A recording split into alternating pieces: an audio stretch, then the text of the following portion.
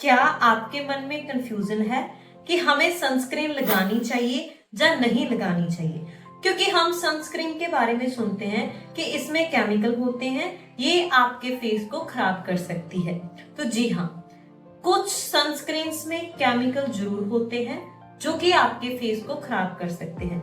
मैं भी इस चीज में कंफ्यूज थी कि हमें सनस्क्रीन लगानी चाहिए या नहीं लगानी चाहिए।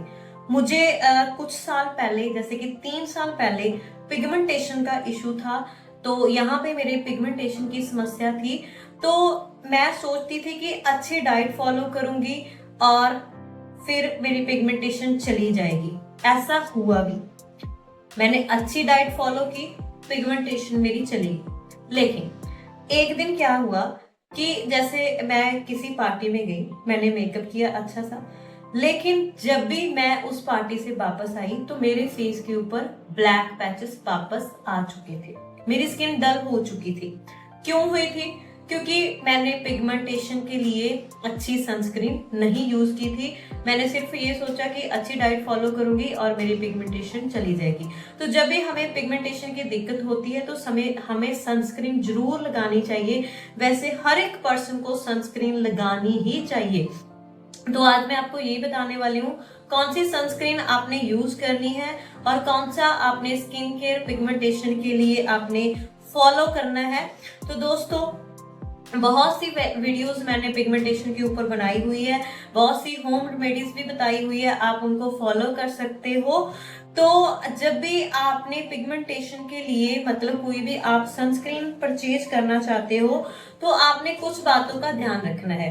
तो सबसे पहले तो सनस्क्रीन लगाने का क्या है कि सनस्क्रीन हमें कितने बार लगानी चाहिए।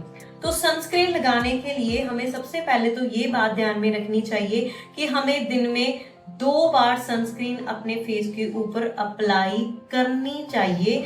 तो जब भी आप, बहुत से लोग क्या करते हैं कि पिगमेंटेशन में वो बोलते हैं कि अगर हम सनस्क्रीन लगाते हैं तो हमें बहुत ज्यादा पसीना आता है, फेस हमारा ऑयली सा हो जाता है। तो ऐसा क्यों होता है? क्योंकि जब भी आप सनस्क्रीन लगाने के बाद तुरंत ही बाहर चले जाते हो, जैसे कि आधे घंटे का वेट नहीं करते हो, तो इससे आपको पसीना आने लग जाता है। तो आपने क्या करना है, आधा घंटा पहले सनस्क्रीन लगानी है, उसके बाद बार धूप में आपने जाना है और फेस को कवर करके ही जाना है, जिससे कि आपकी पिगमेंटेशन कंट्रोल होगी और आपके फेस को प्रोटेक्शन भी मिलेगी और आपकी सनस्क्रीन भी आपके फेस के ऊपर वर्क करती रहेगी। तो दूसरा क्या है, कौन सी सनस्क्रीन हमें यूज करनी चाहिए। तो हमें SP30 और SP50 वाली सनस्क्रीन यूज करनी चाहिए। और सबसे बड़ी बात क्या है कि हम क्या करते हैं कि वैसे ही कोई सनस्क्रीन ले लेते हैं। तो मैं किसी भी सनस्क्रीन की प्रमोशन नहीं कर रही हूँ,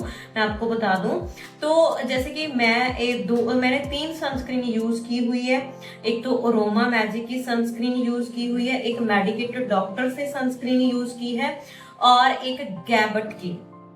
तो मैं इनका लिंक भी लगा दूंगी। ये तीनों सनस्क्रीन मुझे अच्छी लगी, पैची भी नहीं है और इनके कोई साइड इफेक्ट भी नहीं है, कॉस्टली भी नहीं है।